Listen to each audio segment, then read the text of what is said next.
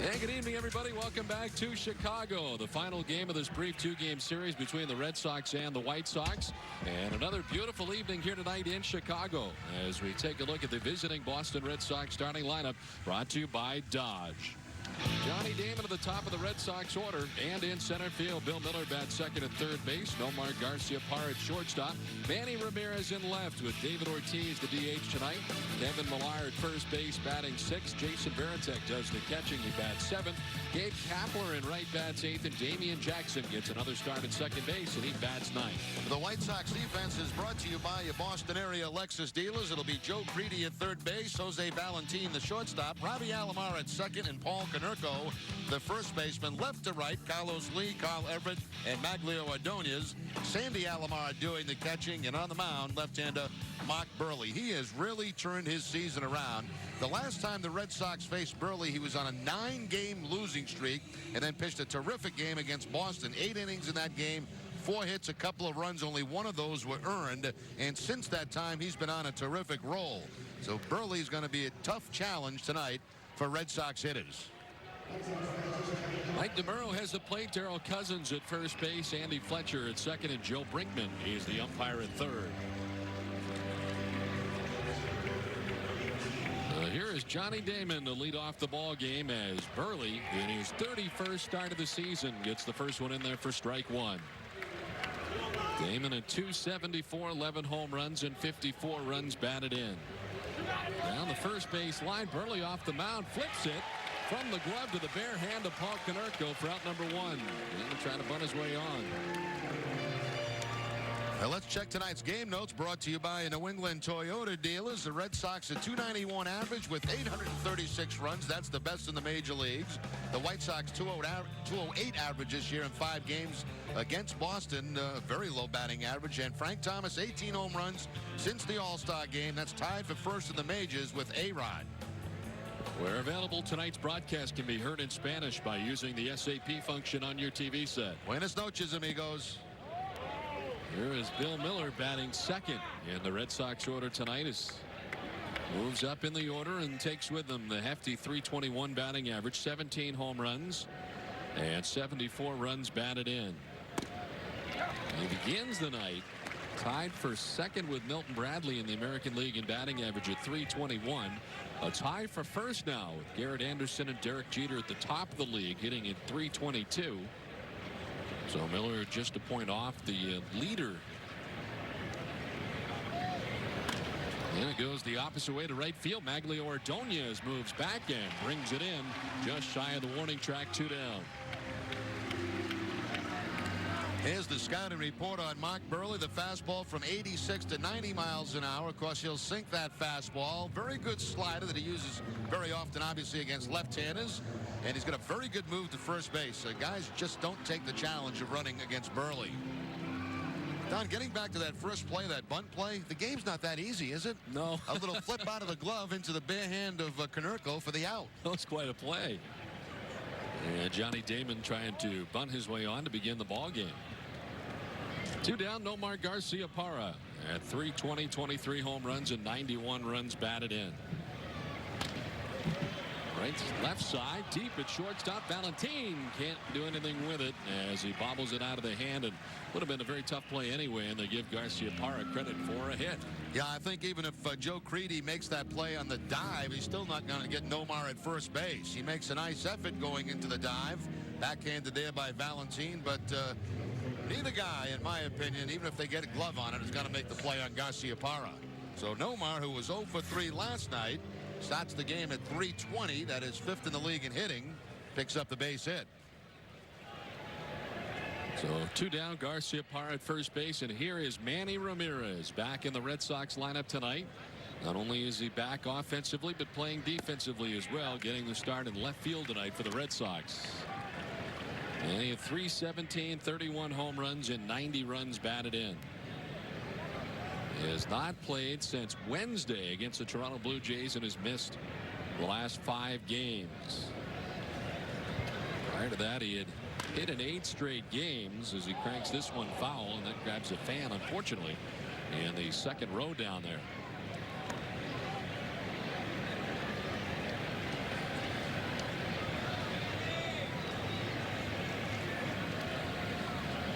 the 8-game hitting streak. Manny Ramirez 12 for 32.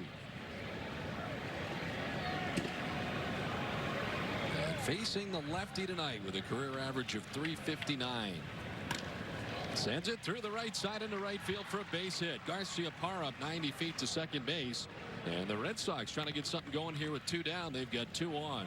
Now, it was interesting this afternoon, Don, as the media was waiting to get into the Red Sox clubhouse. They were all anxious to check the lineup and see if Manny was in it. And, of course, when Grady had his meeting with the press, he immediately addressed the Ramirez situation, saying that I feel we have the best chance to win with him in the lineup tonight. And that was pretty much the end of the story. But, you know, it was the one day of timeout for Manny. Didn't get the start yesterday.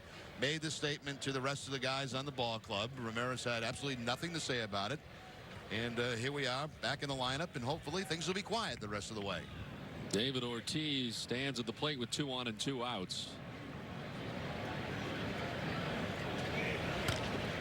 And sends the first one foul off the left side. You brought up, I think, an important point.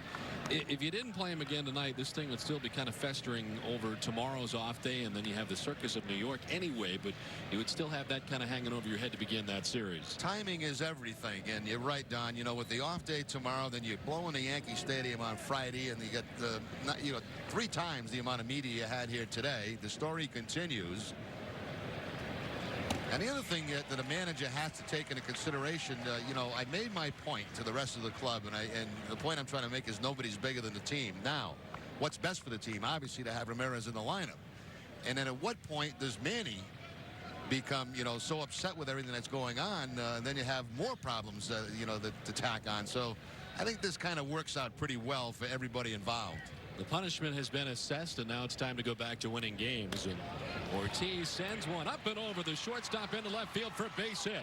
Garciaparra coming around. The throw to the plate is cut off, and the Red Sox lead it 1-0.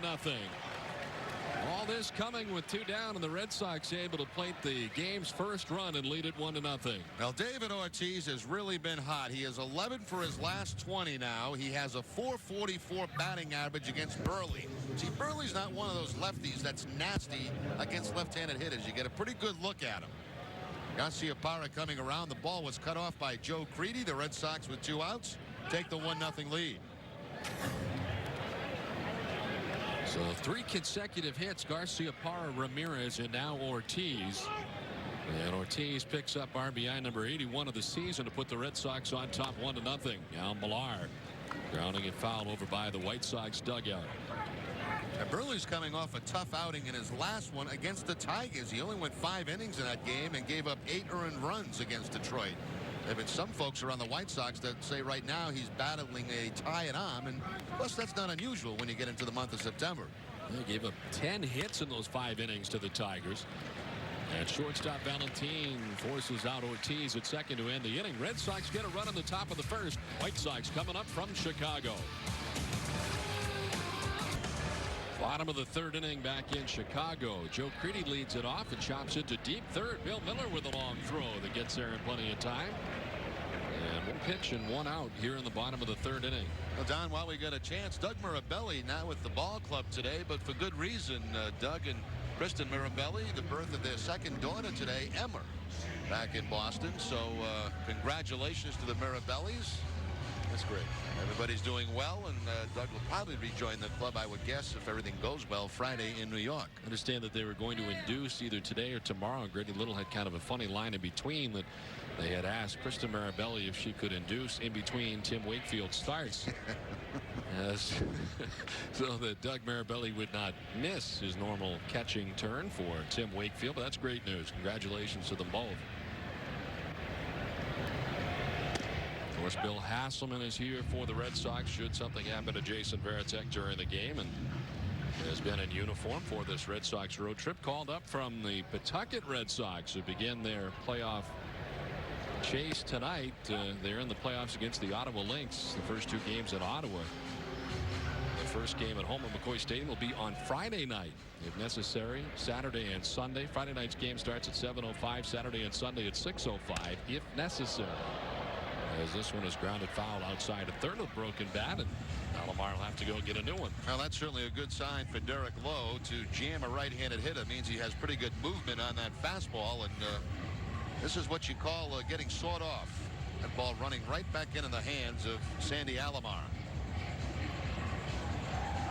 Like candlepin bowling, didn't it? So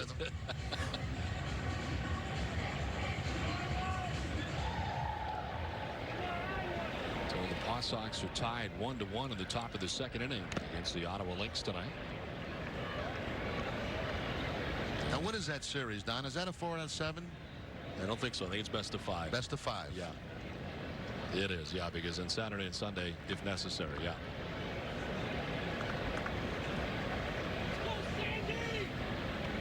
And they're without, of course, the likes of Andy Abad and some of the guys the Red Sox have called up here. There's Buddy Bailey, the IL Manager of the Year this year. 1-2, chopped right side, ranging over to the second base side is Millar, and he'll need Lowe's there in plenty of time for out number 2. Sort of how Alomar ranged over in that general direction anyway, but Millar had to go further over towards the second base side. I think the infield right now is a little bit slippery as they watered it down prior to the ball game, and you can see the dirt kind of clumping up in the cleats of both Damian Jackson, Kevin Millar.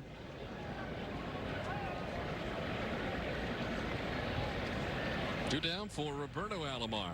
Coming back to the mound his first time up, trying to bunt his way on.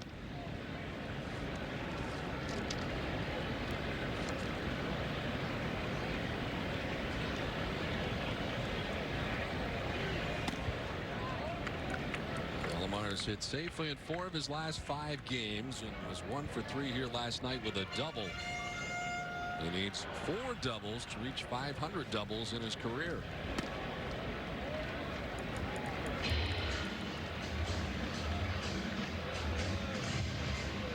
Right now he's 3rd among active players with 2,665 hits. A walk this time, just the first walk of the night, relinquished by Derek Lowe.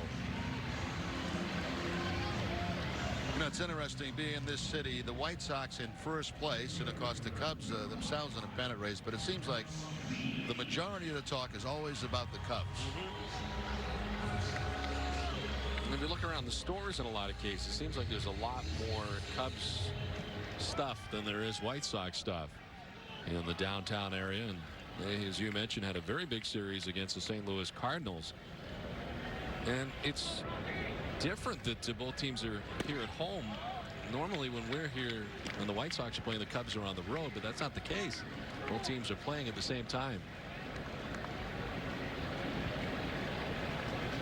But it also certainly seems like you are one or the other. There is a very clear definition here in the city. You're either a Cubs fan or a White Sox fan, but generally not both. I wonder what Oprah is. I wonder if she's a Cubs or a White Sox fan. Knowing Oprah the way I do, she probably roots for both teams. There's a Sammy Sosa fan here at the White Sox game. You know Oprah well, do you? Pretty tight. You feel like you're very close. Very close. Oh, you got him. Over to first base, and Alomar barely getting back to the bag. Alomar was about 2 steps towards second base.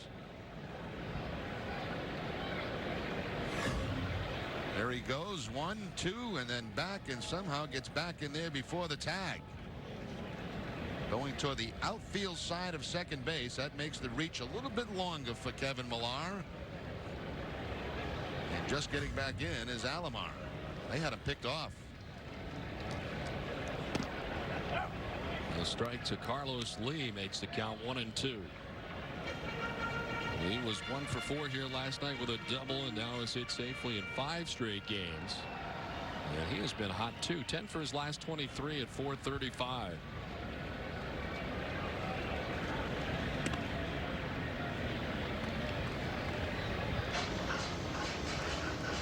Isn't Jerry Springer also taped here in Chicago? Am I wrong about that?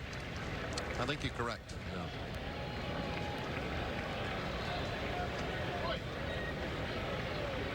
The 1-2.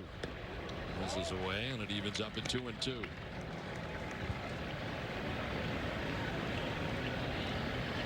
Derek Lowe's thrown 36 pitches so far tonight through 2 2/3 innings. He's given up just 1 hit.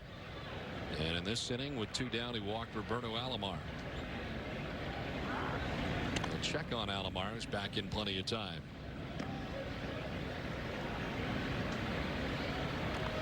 Been a running conversation over there between Alomar and Millar.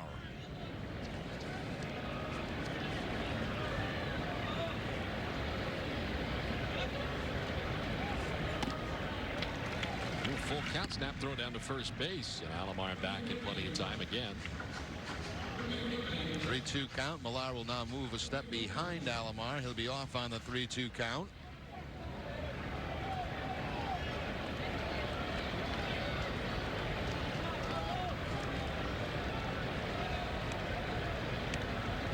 Little payoff pitch to center field. Damon on the move, heading back, and he'll not make the catch. It's up and off the glove to the track and the wall.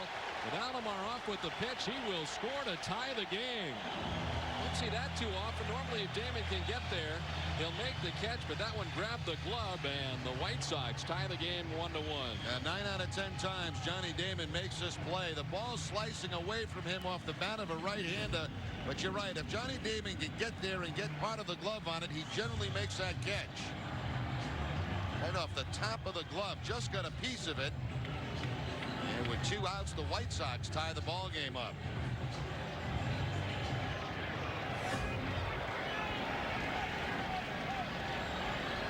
Here's Frank Thomas, who struck out looking his first time up, and he takes a strike.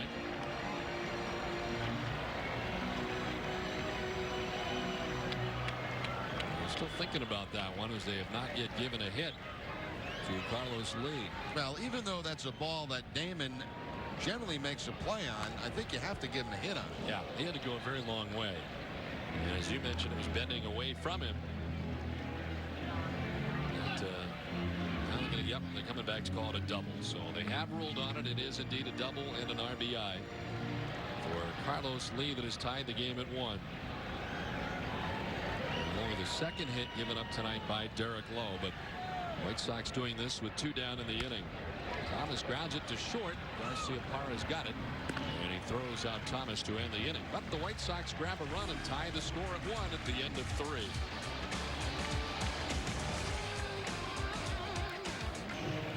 Bottom of the 5th inning back in Chicago, tied at 1 as we take a look at the Heineken what's on tap for the Red Sox. Tomorrow's an off day, and then the Yankees at Yankee Stadium. First game on UPN 38, NESN outside of Boston. Fox National Saturday, Sunday on NESN, and off to take on the Orioles. All those games on NESN. As the road trip continues for the Red Sox, still 2 more cities to visit after this series comes to an end here tonight in Chicago. Joe Crede, Sandy Alomar, and Roberto Alomar to bat in the inning. This sent towards left center field, and Ramirez can't get there. Under his glove, and Damon fires it back in, holding Crede to a leadoff single. Second straight inning. The White Sox have had the lead man on. Joe Crede has now faced Derek Lowe 9 times and has 5 hits against him. I think Crede thought that ball was going to be an out when he made contact, but Ramirez can't catch up to it. And Crede, because he was not running hard out of the box, thinking he was probably going to be out, only ends up with the single.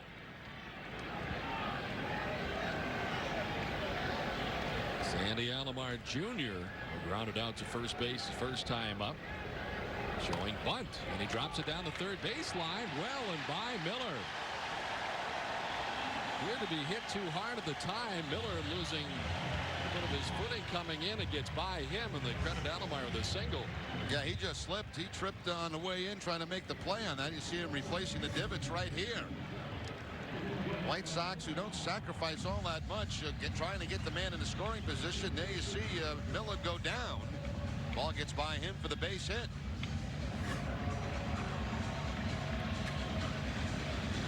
So not a good start to this inning, obviously. A ball dropping just in to the left of Ramirez, and the bunt, the sacrifice attempt, ends up getting past Miller for a hit. So 2 on, nobody out. Roberto Alomar 0 for 1 with a walk. He is showing bunt, dropping it down the third baseline. Miller has it, throws it off balance, it gets away down the right field line. Scoring is Crede. And the White Sox will take the lead as Kapler runs it down in foul ground, but Chicago on top 2-1.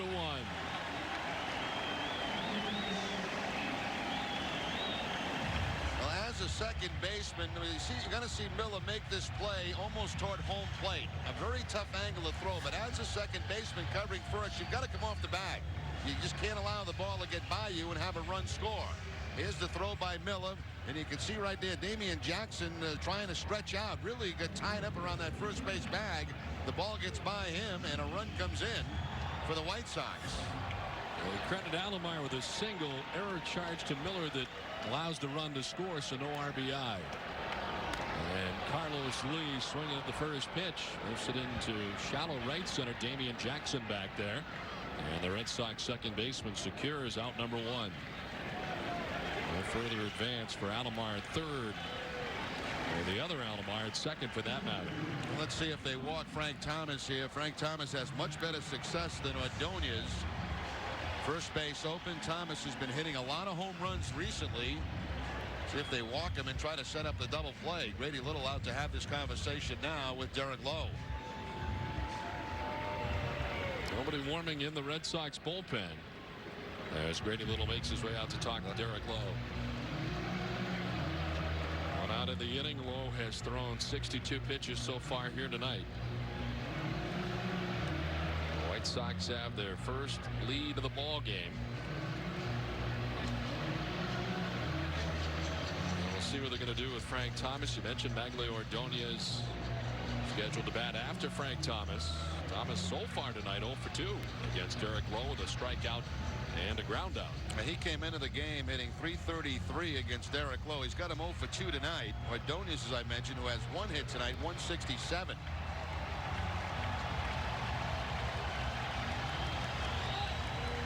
Well, they will indeed intentionally walk Frank Thomas.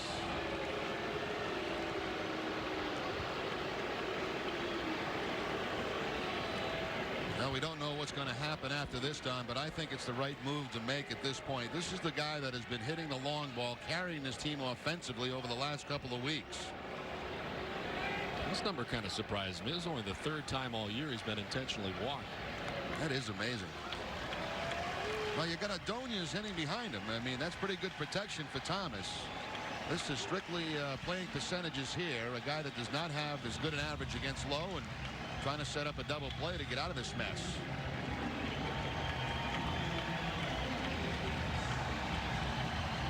So bases loaded, one down. Magglio Ordonez 1 for 2 tonight, singled his last time up.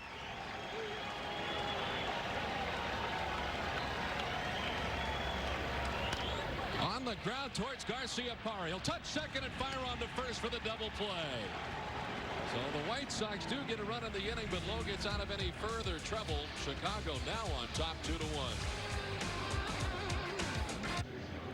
Back in Chicago, the White Sox have the 2-1 lead as we go to the 6th. We'll stay tuned after the game for W.B. Mason's Extra Innings, New England's Red Sox postgame show with extra highlights, extra interviews, and extra analysis.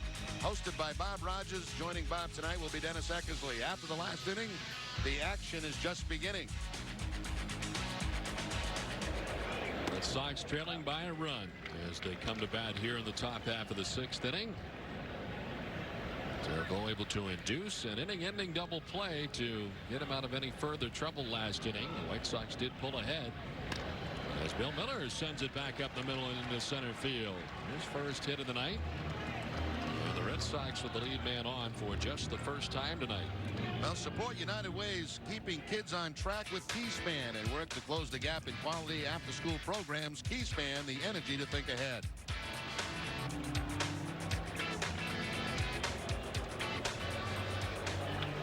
Bill Miller at first, and Omar Garciaparra coming up. Omar reached on an infield hit in the first inning and scored the Red Sox lone run. Then in the third, he flied out to left field and throw to first. And Miller with a very short lead still had to dive back as he gets his first look at that good move by Mark Burley.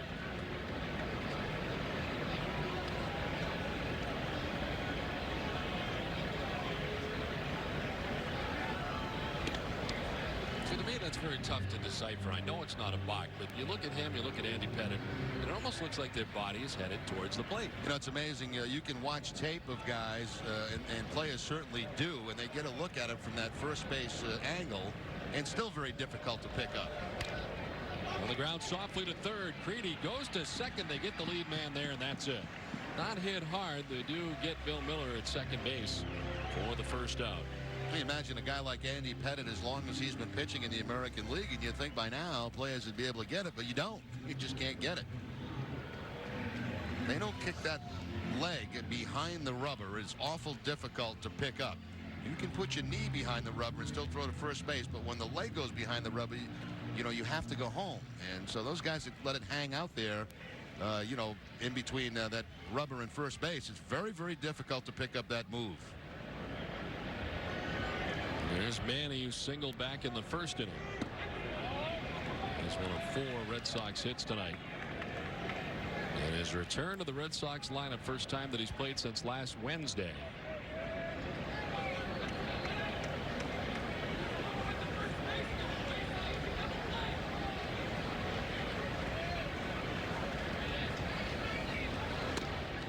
And he's ahead in the count, 2-0. Red Sox able to win last night 2-1 without Manny Ramirez, and a very nice night for Gabe Kapler, who gets in there again tonight for the Red Sox, getting the start in right field with the left-handed pitcher going tonight. Trot Nixon with the night off. Really fouling that pitch off, and it's now 2-1. Because of the early start of this ball game, 6 o'clock local time, we are just now getting into the twilight here at Chicago. Boy, 2 beautiful days, haven't we had here? It's unbelievable. Today was a little bit warmer than yesterday, but still not what we're used to when we come here to Chicago as far as humidity. It has not really been here at all for this 2-game series. Ramirez lines it to left, a base hit. Garciaparra touches second. He's headed for third base as Carlos Lee digs it out. To second goes Ramirez on a double. And the Red Sox have runners at second and third with 1 down. Ramirez with his second hit of the night. You know, it just goes to show what type of hitter Manny Ramirez is. I mean, here's a guy that hasn't had an at-bat in a game for a week. He steps into the lineup tonight after not facing live pitching for 1 week and already has 2 hits in the game. Tried to get that cut fastball by Ramirez inside. No chance. Hard line drive up over Creedy's head all the way to the 330. Nomar going hard until stopped by Mike Cubbage. You get the impression that Manny Ramirez, like in December, could all of a sudden just go out to some game somewhere in some sandlot and get 4 hits. David Ortiz jammed, pops it up. That goes Alomar. He lofted in that sky for a moment, but he's able to make the catch. Nice play over by the railing. For out number 2, he looked up, couldn't find it right away, but then was able to locate it, made a nice acrobatic play for out number 2. And we just got finished mentioning that, Don, the fact that it is difficult right now. And watch Alomar. He knows the ball goes in the air, but he's not sure where. He can't find it right here. See, he puts his hands up, and then finally he does, or is able to pick it up and makes a big catch. Ortiz frustrated with that at bat, leaves 2 men in scoring position. He won a Gold Glove in 1990. His brothers won so many, 10 of them. The second baseman for the White Sox says Alomar Jr. out there to talk to the pitcher, Mark Burley. What's amazing to me is how he was able to find that ball again, because usually once you don't see it and lose it, very seldom you're able to pick it up again, but Alomar did that time and made a big play.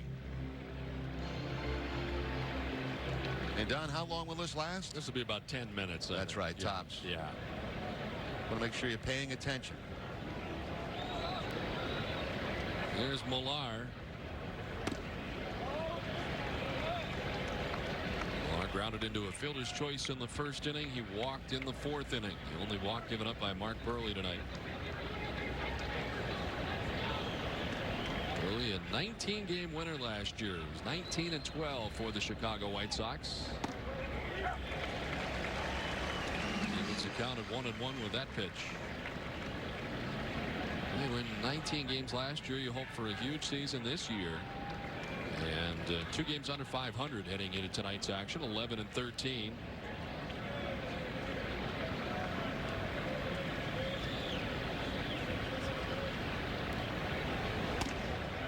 Side to Millar. 2-1 the count.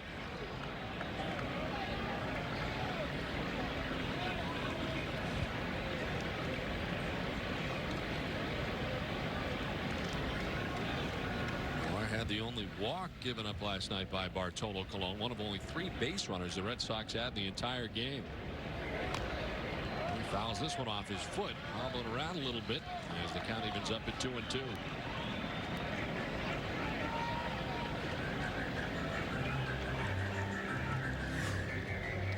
Hitting on top of the cut fastball and hits it right off, it looks like, his left foot. Or actually his knee. Yeah, wow. Up higher on the knee.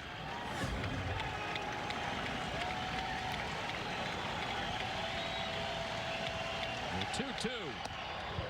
Missing for ball 3. Alomar had to come out of the crouch to get that one. That one got a little bit away from Mark Burley, and it's a full count now. It looked like he wanted the high fastball, but not quite that high.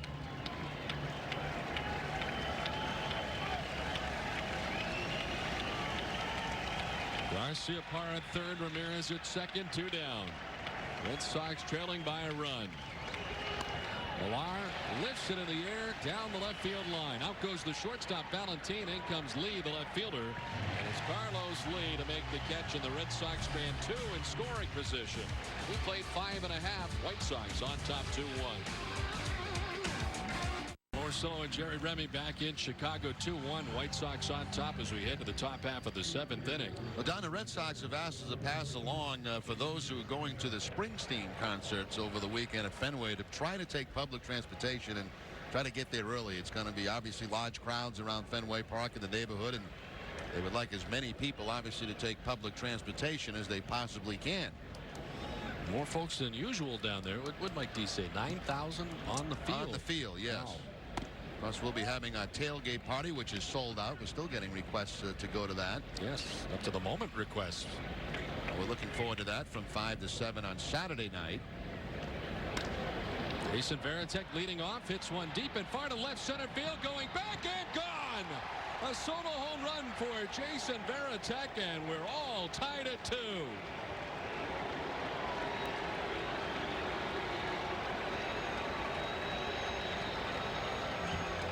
Well, it was the home runs last night that did the damage for the Red Sox. A big home run here by Varitek, number 23 on the season for Jason. Looked like a changeup that was away. Off-speed pitch, and Varitek covers the whole plate and hits it out towards center field for the home run. Varitek was really upset after his last at bat. That should make him feel better. He's applying a lot of the power there by himself. And jolting that one out of the ballpark. His 23rd home run of the season.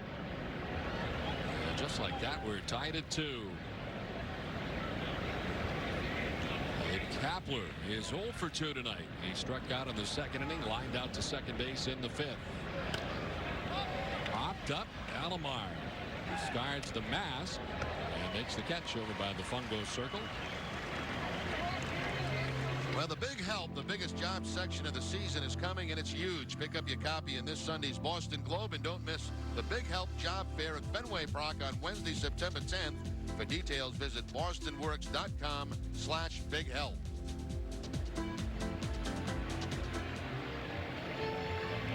Billy Koch is up, the former closer of the Chicago White Sox. Yeah, just recently coming off the disabled list in a rehab assignment. Koch struggled early in the season, was actually moved from that closer role by Jerry Manuel. Former closer for the Oakland A's and Toronto Blue Jays, and now sort of working in a different capacity. One out, nobody on. Damian Jackson 0 for 2 so far tonight. There were so many requests for that tailgate party. I offered to give away 100 shirts to those who could not attend the tailgate party. People who weren't able to get in. And for those who want to find out if they won one, they can go to the RemyReport.com tonight. Their names will be listed, and their shirts are in the mail, so they'll have them by the time the concert rolls in on Saturday. Now, are your special guests also getting these T-shirts, like, for instance, like me? Oh, yeah. Okay. Yep.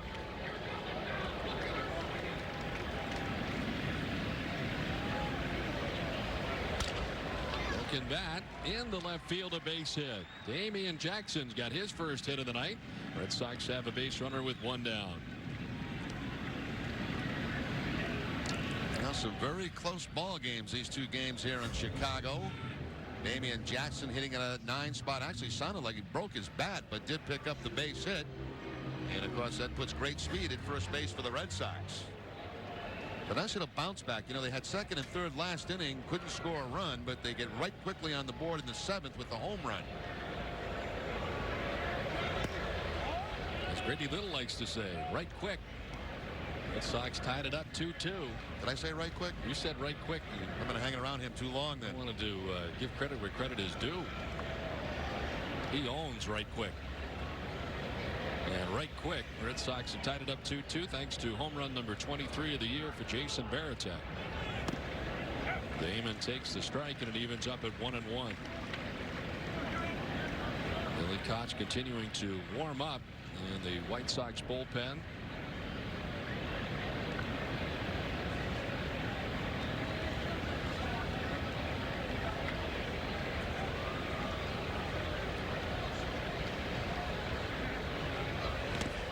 Dirt outside. It's down 2-1. Nice play there by Sandy Alomar, sliding to his left to make that play and keep Jackson at first base, because this guy, terrific defensive catcher, many knee problems throughout his career that has really hurt his performance. A lot of time on the disabled list. A lot of time in the major leagues. First year in the big leagues for Alomar, 1988. Where he broke in with the San Diego Padres.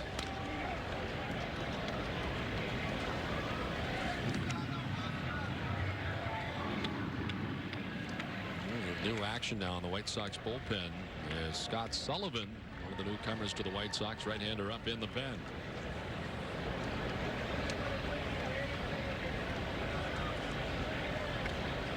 Jackson with a good sized lead at first. Burley noticed and fires over in that direction to first. He's back in plenty of time. Damon with 15 steals on the season and 23 tries.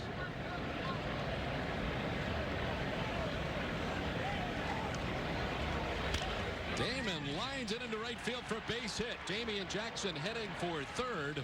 Ordonez fires it in. Jackson gets to third on the single by Johnny Damon. The Red Sox have runners at the corners with one down. Now, the one thing you don't want to do if you're a left-handed pitcher working to a left-handed hitter is leave that breaking ball from the middle in, and that's exactly what Burley does, and Johnny Damon jumps all over it.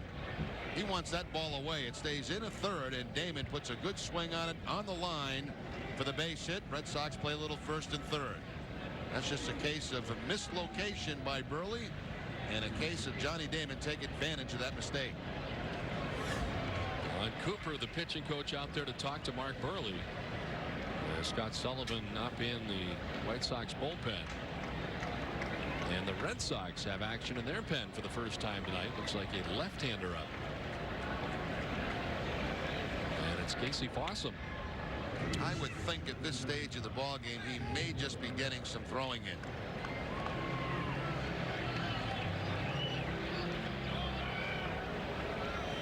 There's Bill Miller with runners at the corners and one down. Miller with a single his last time up. 1 for 3 tonight.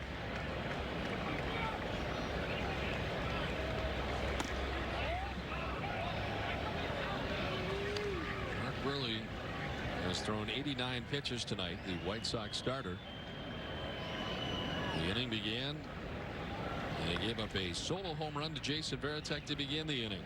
And tied the score at 2. And Kapler fouled out Damian Jackson and Johnny Damon. Back-to-back singles. Runners at the corners. One down. Miller takes the strike. 1-1. Miller at 331. Runners in scoring position. 3 home runs.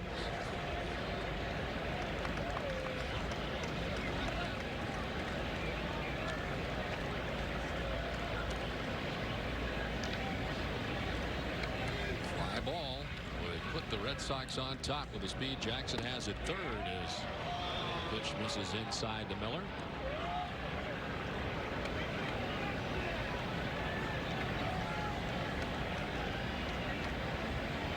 It's possible you could see a hit and run play put on even in the first and third situation. Burley's going to be around that plate.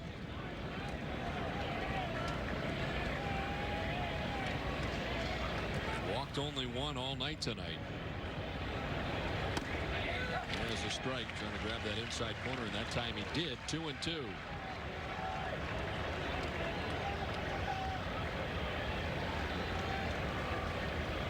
104 strikeouts on the season and 55 walks.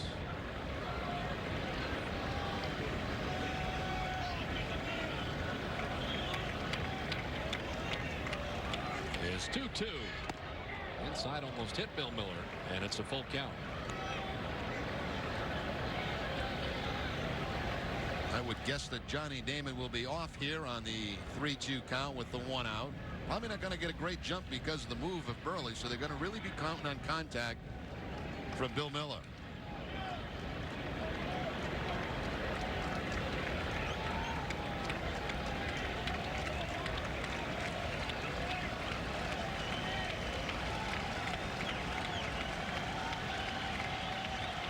The payoff pitch. There goes Damon, and Miller cranks it foul over by the White Sox dugout and into it.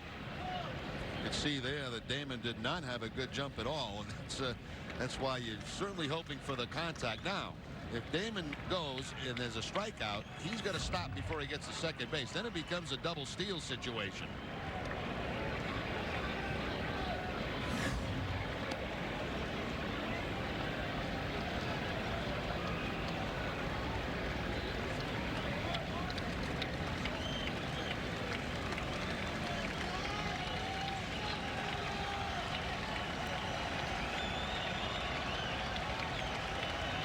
Gets a sign from Alomar, and again have to wait as he fires over to first base, and Damon back to the bag. As I mentioned, very tough to get any kind of jump on Mark Burley.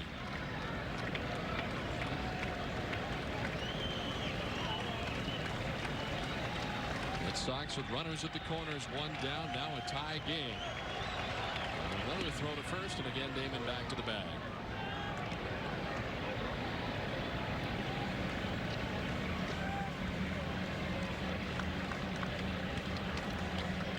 Tampa Bay's out to a 5-0 lead over the Seattle Mariners in the 6th inning in Tampa Bay. So good news there as the Red Sox try to take a lead here. Miller strikes out. It bluffed to second and fired to third as Damon was off with the pitch. Jackson alertly able to get back to the bag at third as Alomar tried to catch him sleeping down there at third base, and Damon does get to second, but Miller strikes out for out number 2. Anticipating after the strikeout is Alomar that there's going to be the double steal attempt. He'll fake the second base and hope to get Jackson a bit anxious down at third. See what Damon's going to do. If they throw through, he's just going to stop, get caught in a rundown, and they hope to score Jackson from third base. Alomar, aware of that, fakes the throw to second, then goes back but can't get Jackson. Jerry Manuel out of the dugout with Garcia Parra coming up, and he's going to make the call to the bullpen. Well, Burley's able to strike out Bill Miller. It'll be the last hitter that he'll face.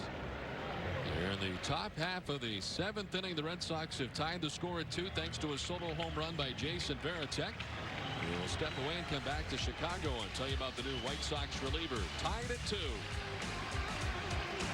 Mark Burley hung around for 95 pitches tonight, going 6 2/3 innings. His night is over, and he's still responsible for the 2 men in scoring position. And here is Scott Sullivan. Scott Sullivan coming over from Cincinnati on August 21st for a player to be named later. He's been in 4 games so far for the White Sox, 5 innings, 3 hits, no runs. He had 50 appearances in relief out of their bullpen for the Reds. Another member of the Cincinnati Reds playing for another team. Omar Garcia Parra stands in with 2 outs. Johnny Damon at second base, Damian Jackson at third with 2 away, and a chance here for the Red Sox to take the lead. Tied at 2 right now. Garcia Parra 1 for 3 tonight. Infield hit back in the first. Omar takes strike 1.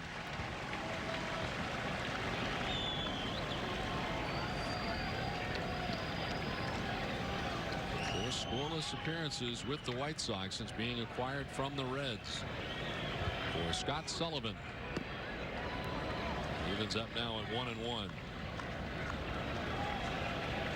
With the Reds in 50 relief appearances, 6-0, 3.62 ERA.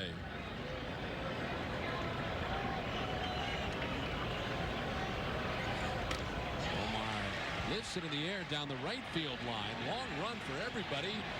And out of the reach of Paul Konerko. He went the furthest. Ordonez was coming from right. Konerko ended up being the closest, and he can't come up with it. Yep, Konerko, Ordonez, and Alomar all chasing it down. Quite a bit of foul territory here at U.S. Cellular Field. And Konerko can't quite get to it. Gives Garciaparra another life. Omar kind of bailing out a bit on that sidearm breaking ball from Sullivan.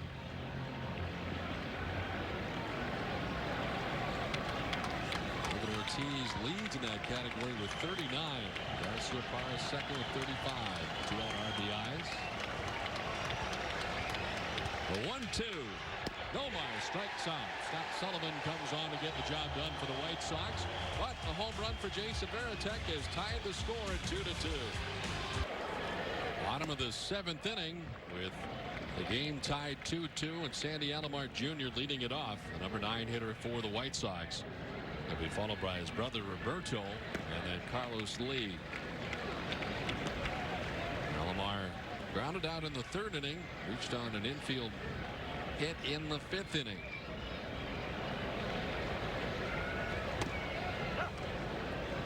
Derek Lowe's now thrown 78 pitches in his outing tonight. Giving up 2 runs on 7 hits. A couple of strange runs to the double by Lee that went off the top of the glove of Johnny Damon with 2 outs in the 3rd, and of course the error by Bill Miller allowing a run to come on and a bunt. A strike and a full count down to Alomar. 20,082 on hand here tonight for the 2nd game of this 2-game series. Softly lined and a 1-hopper to Garciaparra. Throws out Sandy Alomar Jr. for out number 1.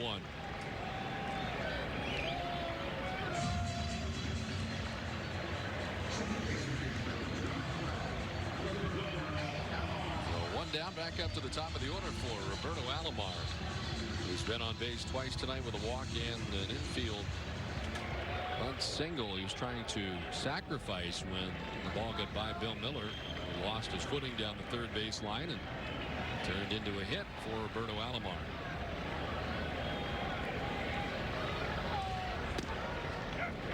And because of that bunting ability, Bill Miller in very tight at 3rd base with Alomar at the plate.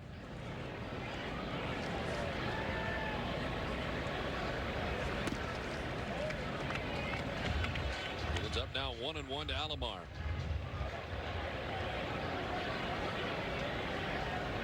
This is the first White Sox brother tandem since Dick and Hank Allen back in 1972 and 73 with both Roberto and Sandy here together. 12-time All-Star Roberto Alomar and 10 Gold Gloves, as we mentioned, but first brother combination since 1972 and 73 here with the White Sox. Evens up now at 2-2.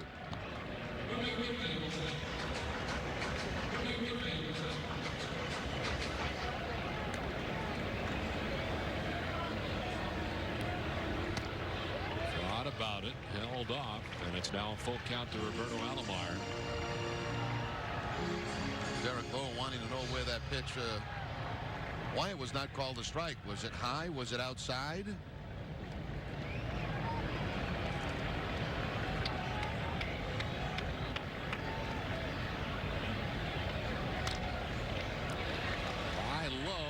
The bag at second. It finds its way into center field.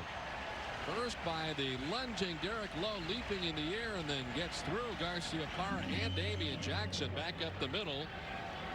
And a 1-out seeing eye single for Roberto Alomar. You could see that coming too, Don. When that ball got up over the head of Derek Lowe, it was going to be around that 2nd base bag. And generally when the ball is around the 2nd base bag, bad things happen. Right there, it just kicks under the glove of Garciaparra.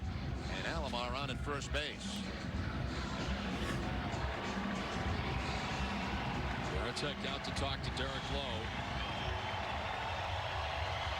One of those conversations with Jason Varitek appears to be doing some barking in the direction of Derek Lowe. The two have a very special relationship that certainly goes a long way back, even to their Seattle Mariners minor league days. Jason Varitek doing the bulk of the talking that time. Carlos Lee, always dangerous. 1 for 3 in this one, a double in the third, and a run batted in. First to check on Alomar at first base.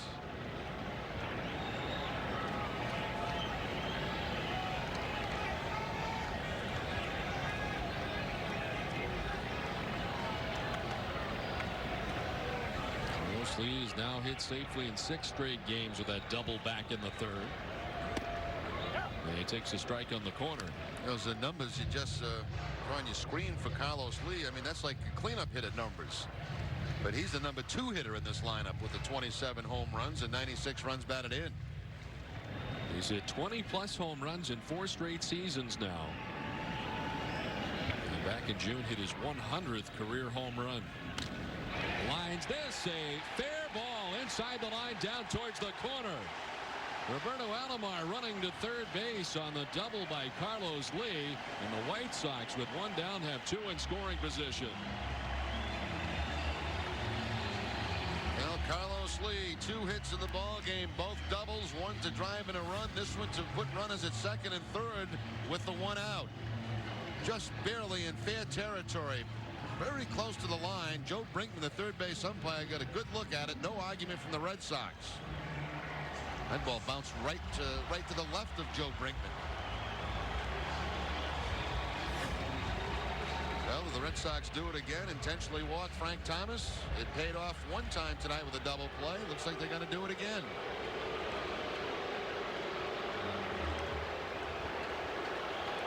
And again, Magglio Ordonez will be next. Last time he grounded into the 6-3 double play, as Lowe almost threw that one away. And there's Magglio Ordonez, who will be next. Lowe visibly upset with himself after giving up the double to Carlos Lee. And this will load the bases. Second intentional walk of the night. 4th walk overall given up by Derek Lowe.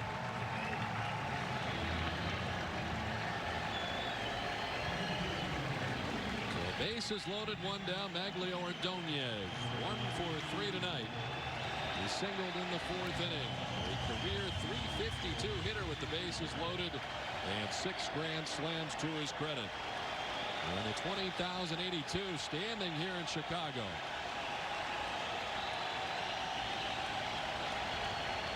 Ordonez to short off the glove of Garciaparra from third comes Alomar, and the White Sox take a 3-2 lead. Well, it worked the first time for a perfect 6-3 double play. This time a ground ball again, but to the right of Garciaparra. Nomar does a good job just diving for this ball, knocking it down and keeping it out of the outfield. That will at least save 1 run.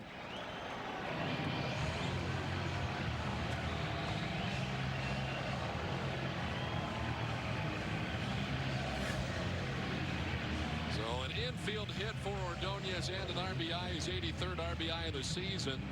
And it puts the White Sox on top 3-2. Dave Wallace, the active pitching coach, out there talking to Derek Lowe. And talking to Jason Varitek more than he is Lowe. And the Red Sox have action in the pen as right-hander Mike Timlin is up.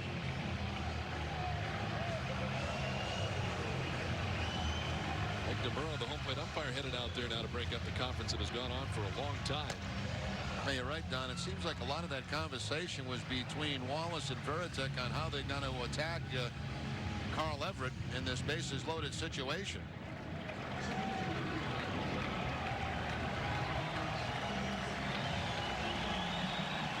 Everett 0 for 3 in the ball game tonight. He is lined to left, he's lined to center, and grounded out to the shortstop. He's a .387 career hitter with the bases loaded. 8 grand slams for Carl Everett.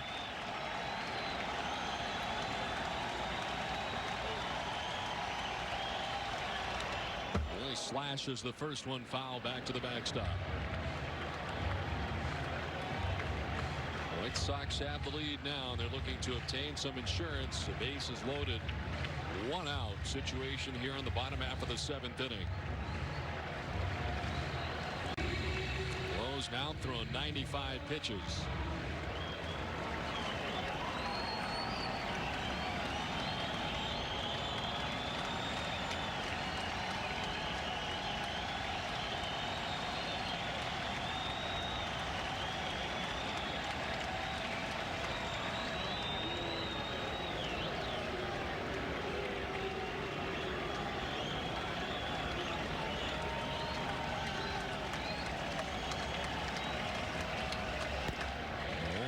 It's 1-1.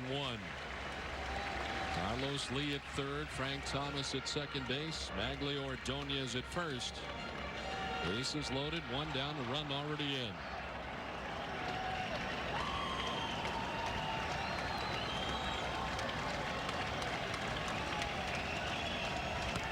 Everett fouls it off, and it's 1-2.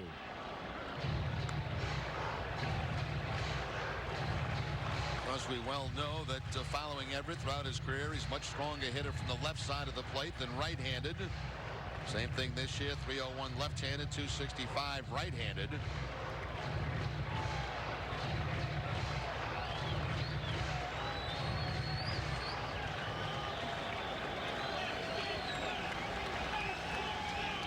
Up and close to the plate as usual is Carl Everett from that left side.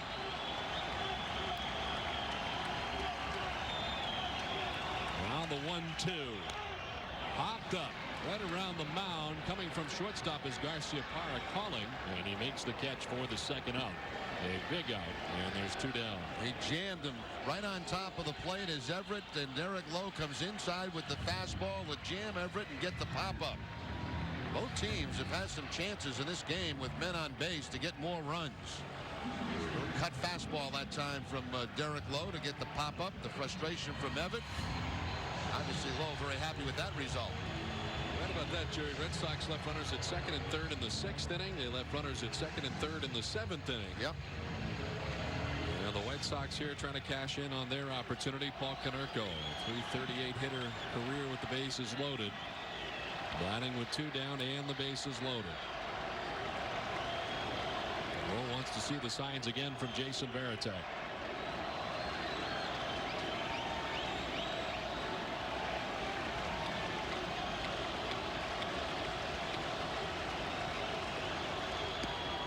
Strike one to Konerko.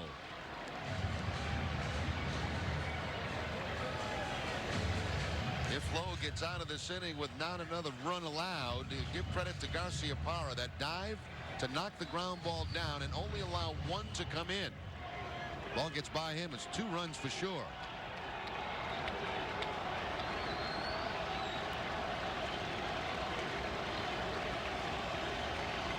The 0-1 pitch. Konerko chops it foul over by the White Sox dugout. Lowe's ahead of him, 0-2.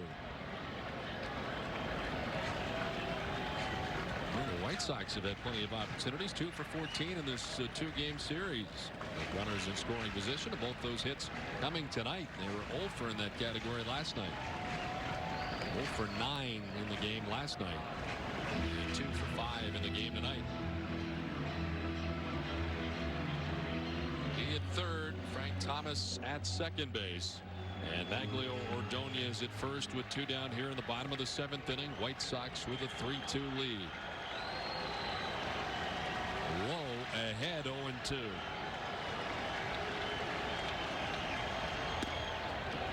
Doesn't chase. 1-2 the count. The Providence, Rhode Island born Paul Konerko. Former first-round draft choice of the LA Dodgers back in 1994. 13th overall that season.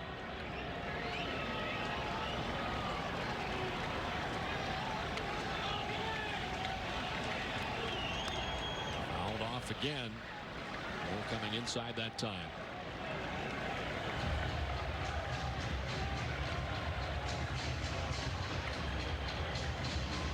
Lowe's had to throw a lot of pitches this inning. And is now up over the 100-pitch mark. He's at 102. Mike Timlin has been up throughout the inning in the Red Sox bullpen. This is the type of inning, too. Even if Lowe gets out of this, it's probably it for the night. It takes an awful lot out of you.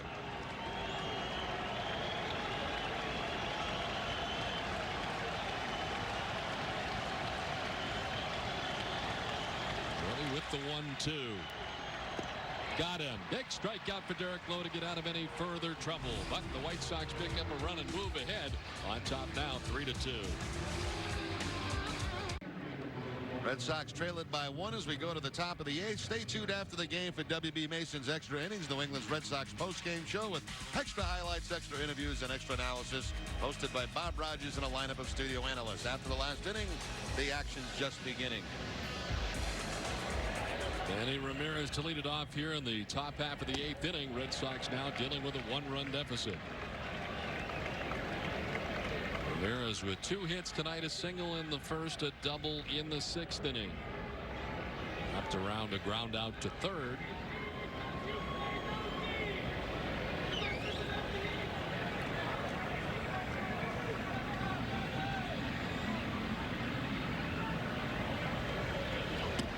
Going away. The White Sox have made a defensive change to bring in the speedster in center field, Willie Harris. We saw earlier in the season, the first time the Red Sox were here, part of the 4-game series against the White Sox.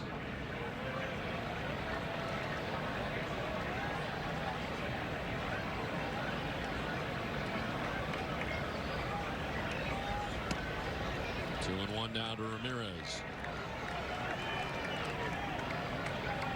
Scott Sullivan came on to get the final out of the 7th inning as he struck out Garciaparra. And the White Sox pulled ahead in the bottom of the 7th inning, 3-2.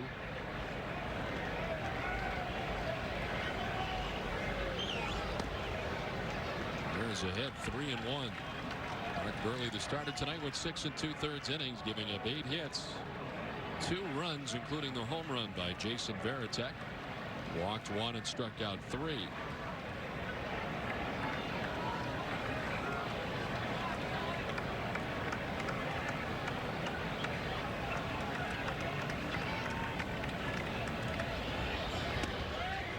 A strike and a full count now to Ramirez.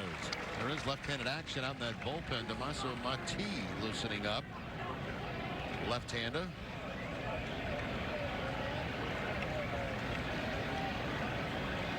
He was up briefly in last night's game. Ball 4 to Ramirez. Sullivan thought he had strike 3, but Ramirez with the leadoff walk here in the top of the 8th. Now the reason he didn't get that call, Alomar was set up outside. The pitch was inside. Even though it looked like it had the corner, watch how far Alomar has to reach for this. And the home plate umpire, DeMuro, right on top of the baseball, got a good look at it.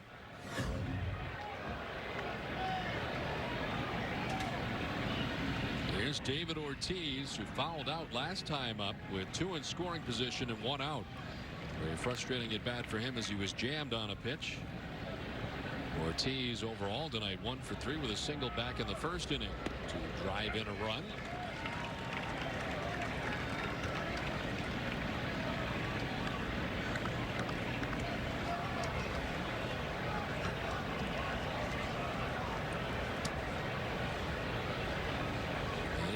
At first base with a leadoff walk, only the 2nd walk all night given up by White Sox pitching.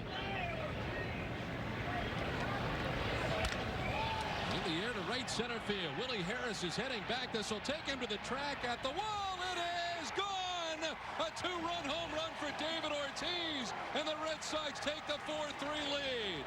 It just kept carrying, and it carries right out of U.S. Cellular Field.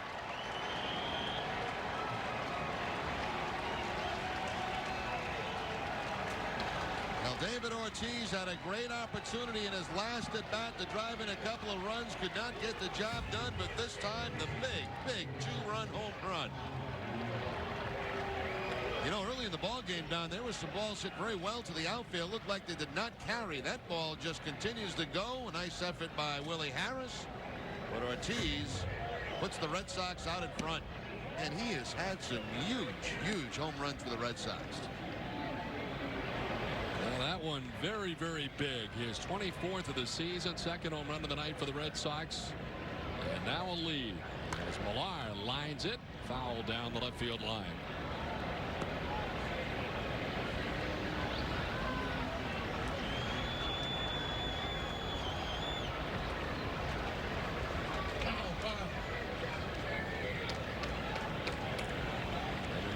looking for his first hit of the night. Red Sox now with 9 hits. White Sox out hitting the Red Sox 10-9.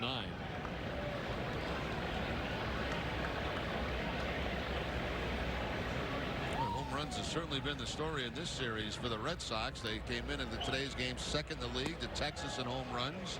A couple more tonight. Ortiz and Veritek. It was 2 home runs last night that got them the win. When they hit home runs, they win. And they've hit 2 of them tonight.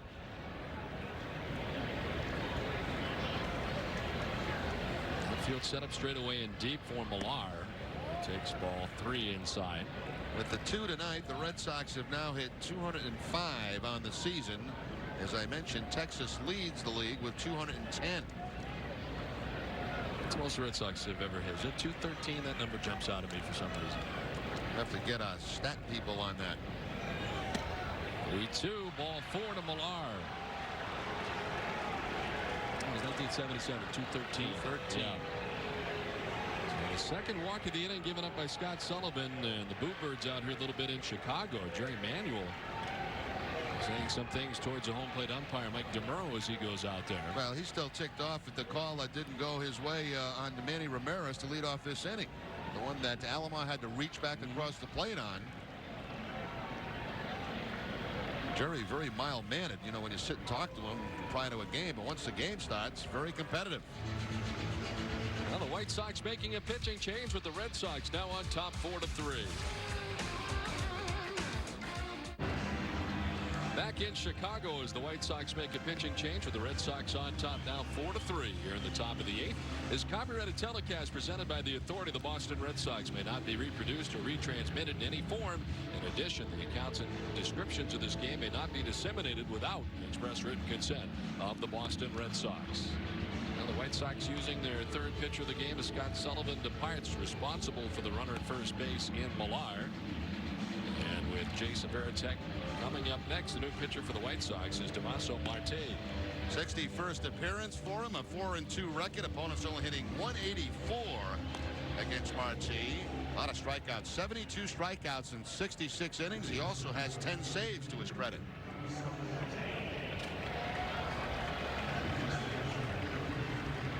Sullivan gone after working just a third of an inning. We got the final out of last inning. But a walk, a home run, and another walk spells the end for Scott Sullivan. And now Jason Veritek, who homered his last time up, at the time tied the score at 2, now bats with the Red Sox on top 4-3.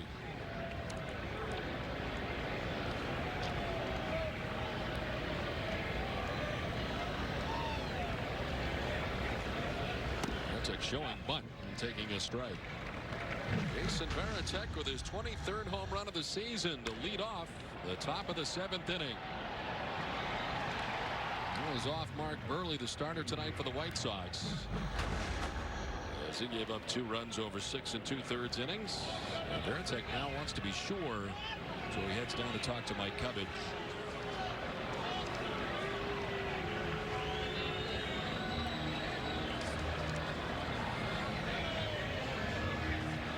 Think, Don, at this stage of the ball game, even though you like to get another man in a scoring position, Veritek has been better from the right side of the plate. You are working toward the bottom of the lineup. I would think that he'd have him swinging away. He did square around, though, on that first pitch. Well, squaring this time, and he lines it towards center field, in for a base hit. Millar up 90 feet to second base, and the Red Sox have 2 on with nobody out. Now, I think when you're working down toward the bottom of the batting order, you've got a lefty in there now with Kapler and Jackson coming up, so you're not going to throw in guys like Nixon and Walker. I would prefer to see Veritek swing, and he does here. He picks up the base hit. Now the Red Sox would probably go to the sacrifice in this situation. See if they ask Gabe Kapler to do just that. Kapler 0 for 3 tonight.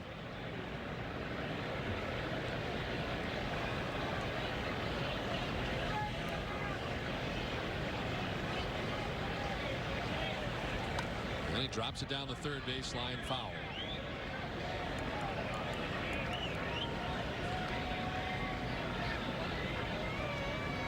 idea here is to try to pull that third baseman off the bag. Get it down that third base line, bunt it kind of hard, and he has to come off that bag, leave his position to field the bunt, and leave that third base area vacant for Millar at second base.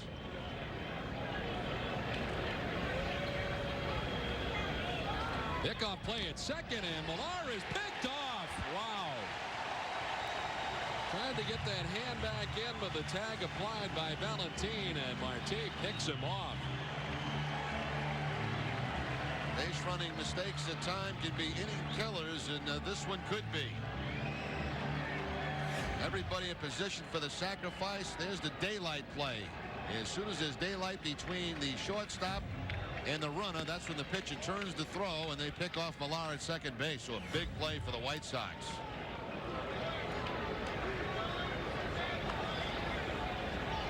Tampa was not showing bunt in this last one now with one out, and Varitek at first base. As he grounds it foul, it's now 1-2. So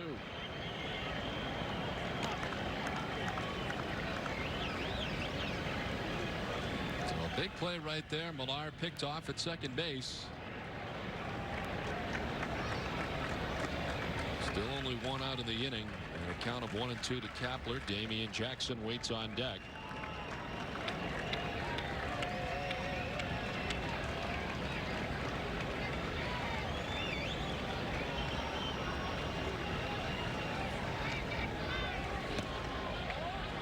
Away that time 2-2.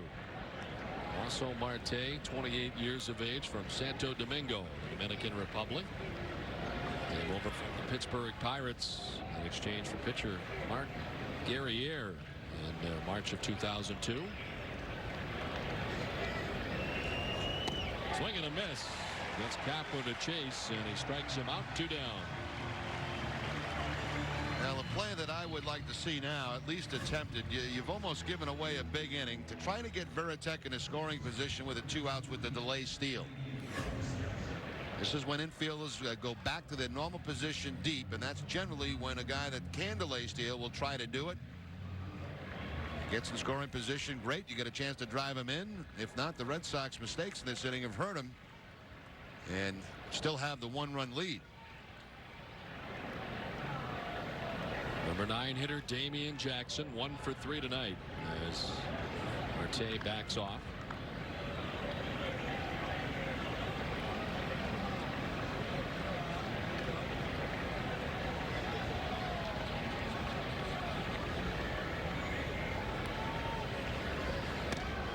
Down and in that time. Scott Sullivan charged for 2 runs in his third of an inning of work tonight, giving up just 1 hit. The 2-run home run to David Ortiz that has put the Red Sox on top here 4-3.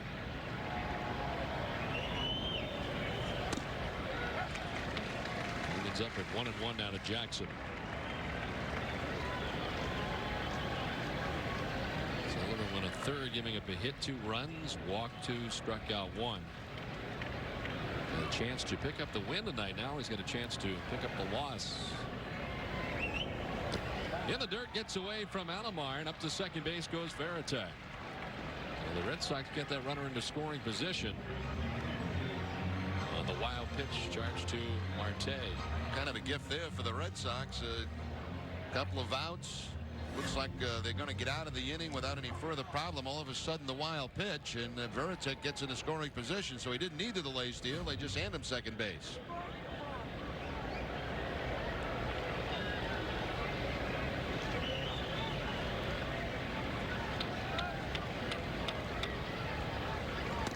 Jackson with a swing and a miss, 2-2.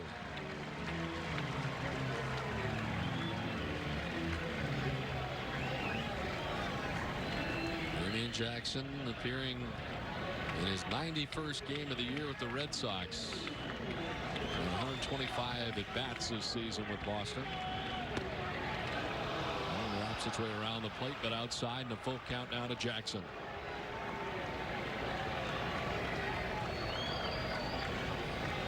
Top of the Boston order waiting on deck in Johnny Damon.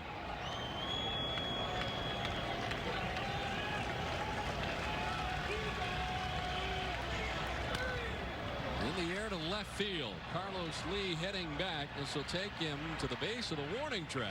He'll make the catch and to end the inning. But a 2-run home run for David Ortiz, and the Red Sox lead it 4-3. Back at U.S. Cellular Field in Chicago. Red Sox with a 4-3 lead. Let's take a look at the game summary in this one. The Red Sox now with the lead. David Ortiz, an RBI single, and the 2-run home run that gives the Red Sox the lead is 24th. Jason Varitek had tied the game at 2 at the time, is 23rd. And Maglio Ordonez, an RBI single in the 7th. Curley goes 6 2/3, giving up 2 runs. While Derek Lowe goes 7 innings, giving up 3 runs, 2 earned. He gave up 10 hits in this one, walked 4, 2 intentionally, and struck out 3. And Derek Lowe's night is over after his 7 innings of work. The Red Sox turn things over to the bullpen and Mike Timlin. Last outing for Timlin was in Philadelphia. A strange outing. Came in with the bases loaded, got nobody out, got the side out. They did not score. Then in the following inning, Rick Leday got a home run off Mike Timlin. Of course, the Red Sox eventually did win that ball game in Philadelphia in a long, drawn-out affair. 64th appearance for Timlin on the season. Derek Lowe, incidentally, threw 103 pitches tonight. 61 for strikes. 103, 61 for strikes. Jose Valentin to lead it off. The White Sox shortstop, bottom third of the White Sox order coming up.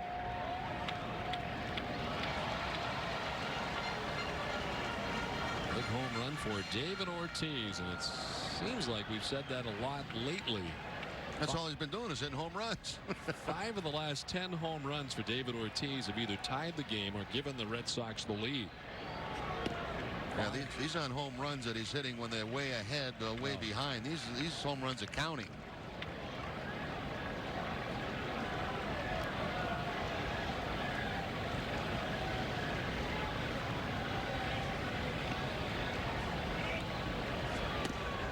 There's a strike. 2-1 down to Valentin. Sox with left-handed action. Scott Sauer back up.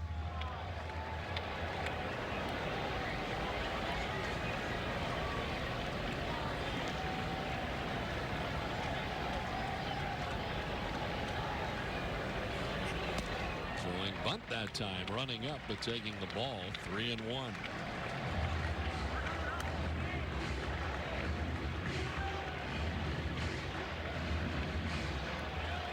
1-for-7 against Mike Timlin, but that one was a home run. And this is hit high and deep to right field. Kepler going back, looking up. It's gone. Second career home run for Valentin on Mike Timlin, and this one ties the score at 4.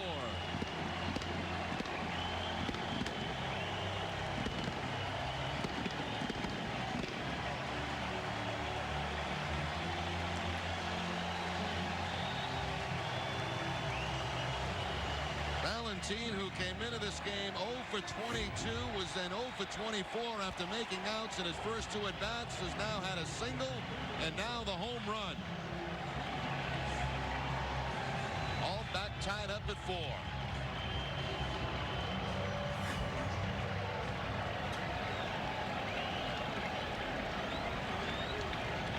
Joe Creedy with the game tied.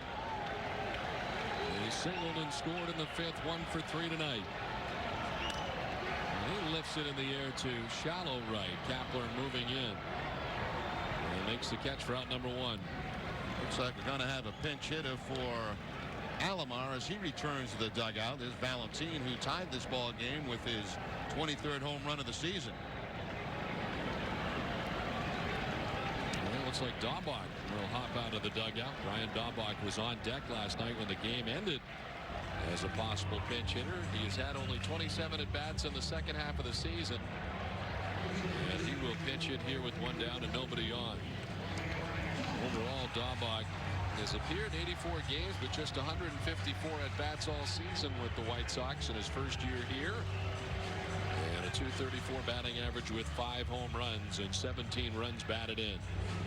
Grady Little countering this move with going to the left-hander Sauerbeck. And we'll see if Manuel lifts Daubach for a right-handed hitter.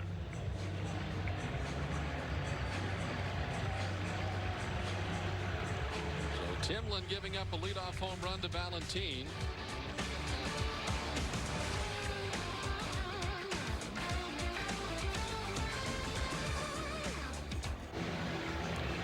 Well, back in Chicago after the Valentin home run, we're all tied up at 4. Now it's time for the Sam Adams good decision of the game, and the good decision came back in the 5th inning.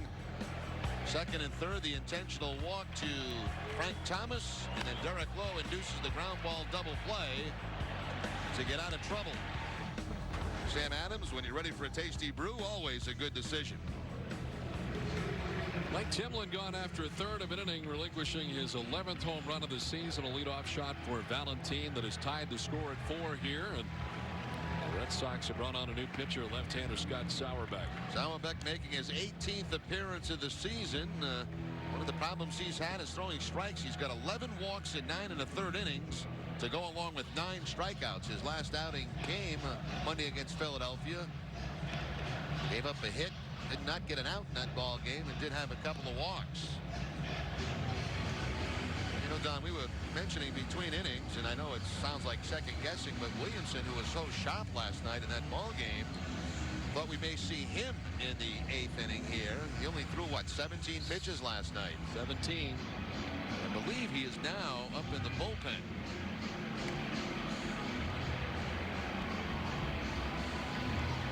He is indeed. It almost looked like the perfect setup situation. Williamson to Kim with the 1-run lead. He will not face Daubach as the left-hander has been brought on. Graffinino will pinch hit here for the White Sox. The former Atlanta Brave, Tony Graffinino. 262, 7 homers and 21 runs batted in.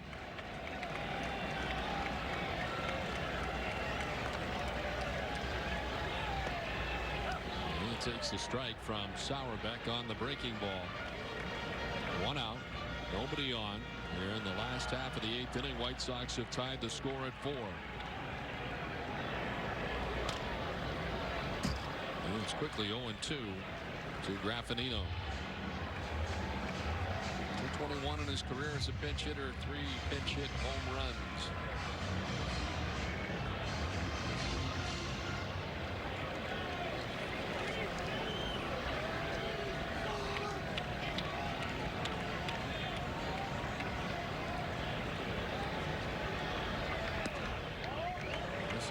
That time 1-2.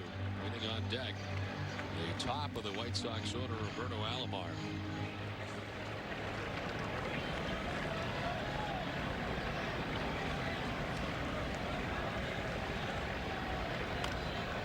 Popped up foul. That'll get back behind the Red Sox dugout on the first base side. 1-2 still. As we look ahead to the top of the 9th inning, the top of the Red Sox order expected Johnny Damon, Bill Miller, and Nomar Garciaparra. But he gets on, and Manny Ramirez will have a chance. Graffinino at 308 against left-handed pitching. That grabs the outside corner for strike 3, and Graffinino is hot. Right up and into the face of Mike DeMuro. Unfortunate not to be run from the game as he strikes out here for out number 2. That ball looked like it surrounded home plate. Take another look. It certainly starts out outside. Ooh, that's a I don't think you can blame Graffinino there for a mild argument. And somebody's been thrown out of the game. Emmanuel has popped out of the dugout here, and McNamara appeared to make the motion that somebody was run. Jerry Manuel, he's been upset all night long with DeMuro, and finally he gets the heave-ho.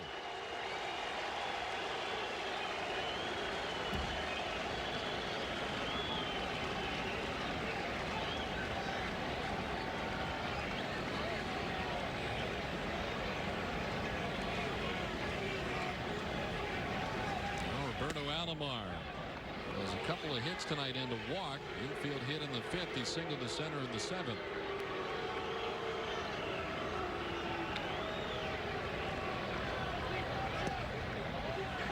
Just missing, and it's 1-1.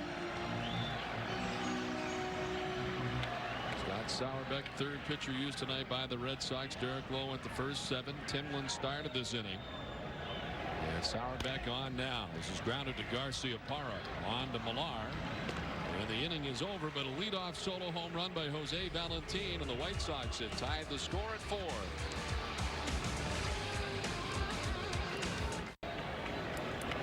Back in Chicago, tied at 4 as we head to the top half of the 10th inning. It's amazing the reach of Nesson, isn't it? It is. To Germany. Manny Ramirez leads it off here in the top half of the 10th, tied at 4.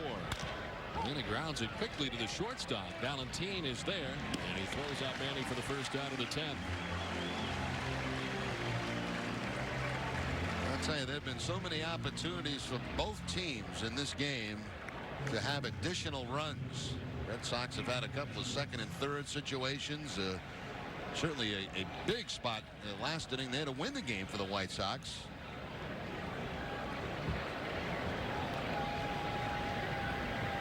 David Ortiz homered last time up in the 8th. Gave the Red Sox a 1-run lead at the time, on top 4-3. Gordon got the final out of the 9th inning as he got Garciaparra to fly to center field, and he's back out there for the 10th. It gets Ramirez to ground out to short for the first out.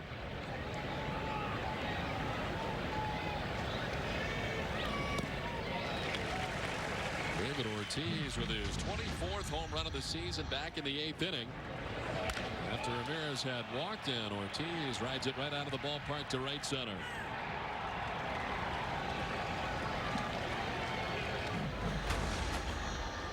Red Sox would relinquish that 1-run lead on a home run by Jose Valentin.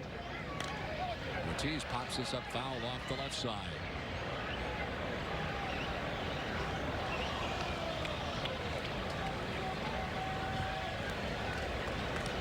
Ortiz has driven in 3 of the 4 runs tonight. He had that base hit back in the first inning with 2 outs to drive in a run. 3 now on the night and 83 total on the season.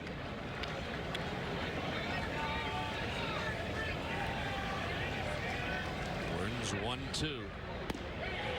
Off the outside edge, 2-2.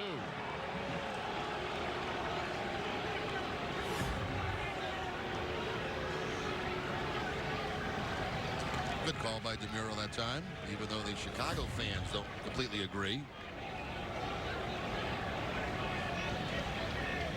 This is the 15th extra inning game of the year for the Red Sox. They are 9-5 in extra inning games. They played 11 games on the road that have gone extra innings, and they're 6-4 in that category, and they're 11th tonight. This is hit in the air to left center field. Back towards the wall. It is up, and it is gone.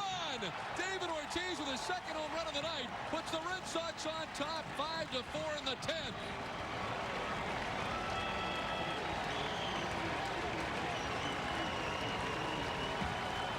Don, the most impressive thing about David Ortiz to me is that he hits home runs to all parts of the ballpark. Last time up, pulls the ball for the home run, the 2-run home run. Now he gets the outside fastball from Tom Gordon, who's only allowed 2 home runs all season, and he goes to the opposite field for the home run. Now Kevin Millar with 1 out.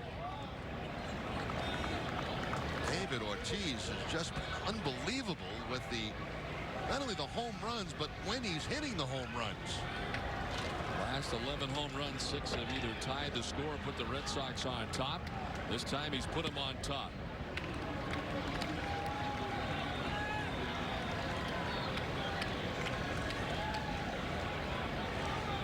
The 5th 2-home run game of the season for David Ortiz. The 7th of his career. And now Gordon has fallen behind Kevin Millar, 3-0. That took a little bit of the life out of the old ballpark, didn't it? Certainly did.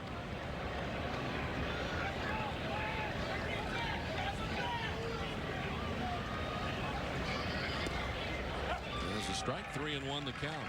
Looking to the bottom of the 10th inning, White Sox expected Konerko. Valentin and Joe Crede works out to be 6, 7, and 8 in the White Sox order. They'll be dealing with the very least a 1-run deficit. Millar fooled on that pitch, full count. Toronto has taken a 4-3 lead over the Yankees now. in the bottom of the 8th inning in Toronto. So good news all around. Red Sox on top here. Seattle has already lost tonight. And the Blue Jays have taken the lead over the Yankees. And Oakland's also losing to Baltimore. In the air to center field. Willie Harris underneath it out there in center, and he handles out number 2. Actually, that's a final in Baltimore. Yes. They have beaten Oakland tonight.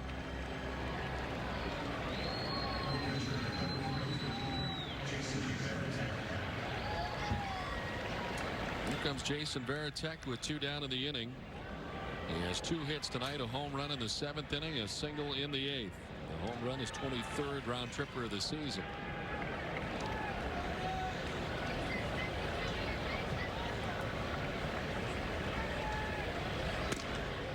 And it takes strike 1 from Tom Gordon.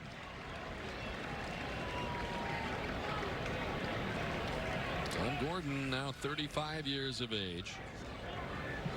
Remember the Red Sox from 1996 through the 2000 season.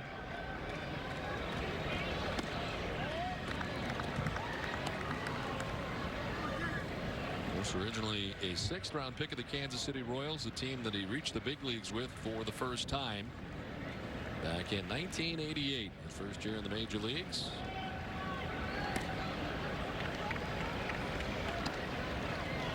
Now we watched him here in Boston go from a starting pitcher to one of the premier closers in the game. And injuries, of course, had an effect on Gordon for a couple of seasons. 46 saves in 98 with the Red Sox.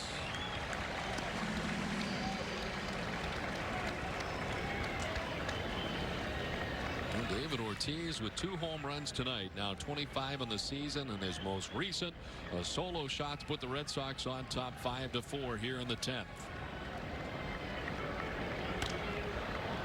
Foul off the left side. And the way Ortiz has been going lately, it is a guy that does not want a day off tomorrow. Just keep playing. You can't possibly be any hotter than what he is right now. Everybody wants to sit next to you too when you're hot like that. You get a lot of friends.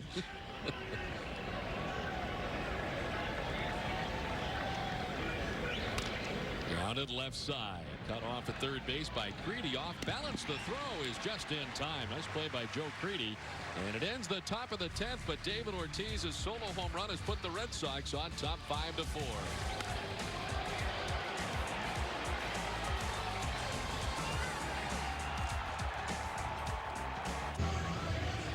Don Orsillo and Jerry Remy back in Chicago. Red Sox on top 5-4 as we head to the last half of the 10th inning. Byung-Hyun Kim trying to wrap things up here. He'll have to face Paul Konerko, Jose Valentin, and Joe Creedy, the expected trio in the bottom half of the 10th inning. David Ortiz with his 2nd home run of the night. He's had 3 games this season in which he has hit 2 home runs. August 3rd against Baltimore, August 7th against Anaheim, and here tonight David Ortiz, who's put the Red Sox on top 5-4. This has been one of the more exciting games of the whole season. Amazing game here tonight. Back and forth, Red Sox on top.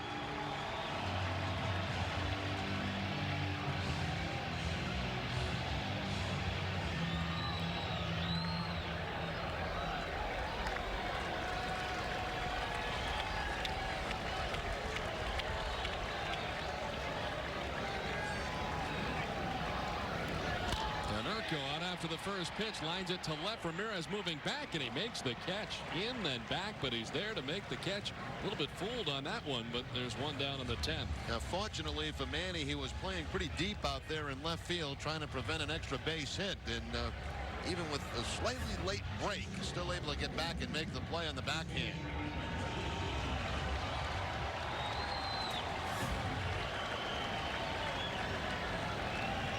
Valentin with 2 hits tonight, including the game-tying home run at the time in the 8th inning.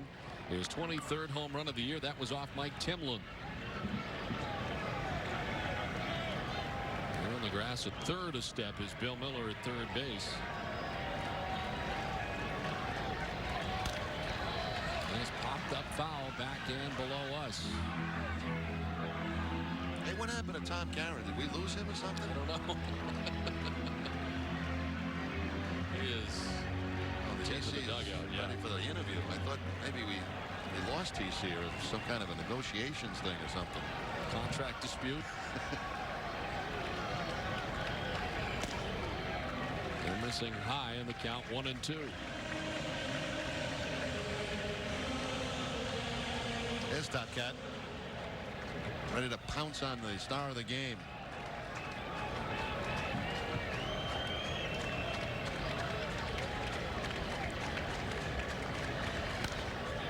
Popped up into foul ground. Millar coming down from first. Varitek there as well, but easier play for Millar. Secures out number 2.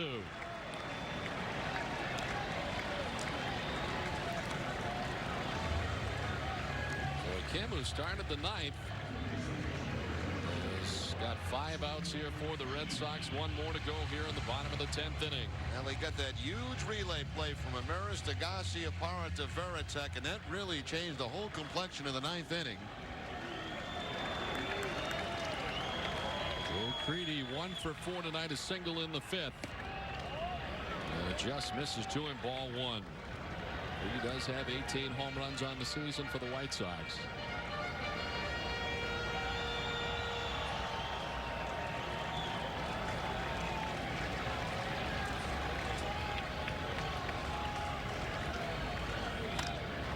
Sends it down the right field line, foul, backing out of play, and it evens the count at 1-1.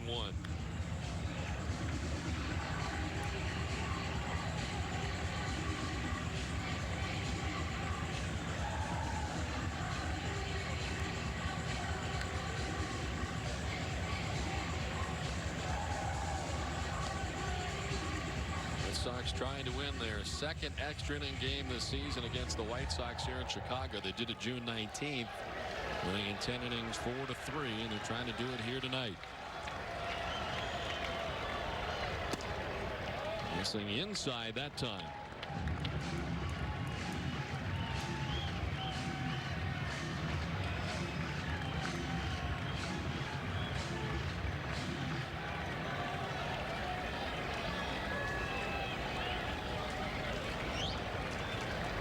The 2-1 in the air to right field. Back goes Kapler. He's at the track front of the wall, and he will make the catch to end the ball game. Joe Creedy gives it a ride to deep right, but Kapler's back there, and he makes the catch, and the Red Sox win it 5-4 and hold on here tonight and take both games of a brief 2-game series against the White Sox. The Yankees have lost tonight, and the Mariners have lost. So the Red Sox picking up a game everywhere. And wow, that was very close to end the ball game, Jerry. You kind of figured that's the way the game was going to end right there. And a long fly ball to the opposite field. Fortunately, that ball was down from Kim, and Creedy could not get quite all of it. He got enough of it to get it back to the fence, but Kapler standing right there. This is a great win for the Red Sox. This is a terrific ball game. A lot of fun, good things happening. David Ortiz watching that final out and likes it very much as he becomes the hero in this ball game tonight. Kim, he knew that was an out before. He knew before we did. He knew before I did, I'll tell you that much. Kapler back there to make the catch. And the Red Sox secure their 81st win of the year, 81-58. And a 2-home run night for David Ortiz. Put him ahead twice tonight. Now the Foxwoods chance play of the game is going to be 2 of them tonight. The relay play from Amaris to Garcia Parra to Varitek to get the pinch runner Rowan. That changed the complexion of the 9th inning. Then the opposite field home run by David Ortiz to give the Red Sox the win. The Foxwoods chance plays of the game. Well, in front of 20,082, the Red Sox pick up the victory tonight. Better their record 81-58. The Yankees losing and the Mariners losing tonight. Kim is the winner, 7-4. The loss goes to Tom Gordon, who falls to 6-6. And the Red Sox sweep the White Sox in this 2-game series, winning 5-4 tonight.